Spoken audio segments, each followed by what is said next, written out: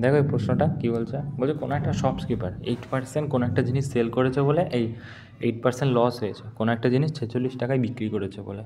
তো বলছে selling price আর্টিকেলের কত 6% বাড়ালে কত হবে। আচ্ছা, 8% সেল, 8%এ বিক্রি করেছে বলে কী হয়েছে, 46 টাকা লস হয়েছে। তার মানে কত টাকায় সেল করেছে, কত পার্সেন্টে সেল করেছে, তুমি বলে 92%-এ সেল করেছে তাহলে, তাই না? 92%-এর ভ্যালু 46, রাইট? 1%-এর ভ্যালু কত, তাহলে 46/92 হয়ে যাচ্ছে। আমাদের দরকার কত, কস্ট প্রাইস 100, এটা তাহলে কস্ট প্রাইস বেরিয়ে যাবে। কত হবে, যদি এখানটা কাটি তাহলে হবে 2 দুগুণে 4, 3 দুগুণে 6, কেন 2 1 2,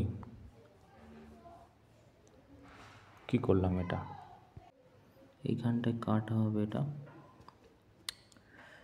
এটাকে 2 দিয়ে কাটলে কত হবে, এখানে 2 দিয়ে কাটলে 4 দুগুণ 8 হবে, 4 দুগুণ 8, 1, 6 দুগুণ 12, 2 দিয়ে কাটবে এটা 2 দিয়ে কাটলে 50, তাহলে এটার ভ্যালু কস্ট প্রাইস কত চলে এলো, 50 কস্ট প্রাইস। ওকে, কস্ট প্রাইস যদি 50 চলে আসে তাহলে এখানে কী বলতে চাইছে, মানে 50 টাকায়ও কিনেছিল, 8% ছাড় দিয়েছে বলে 46 টাকায় বিক্রি করেছে, 8% লস হয়েছে, তাহলে ক টাকা লস হলো, 4 টাকা। এবারে বলছে কি, বলছে যে what will be the selling price 6% gain করলে, মানে এটার তাহলে 6% গেন করে দাও, তাহলে সেলিং প্রাইস কত হবে, এটা 2, 5, 3, 53, তাহলে 5% গেন করলে হবে।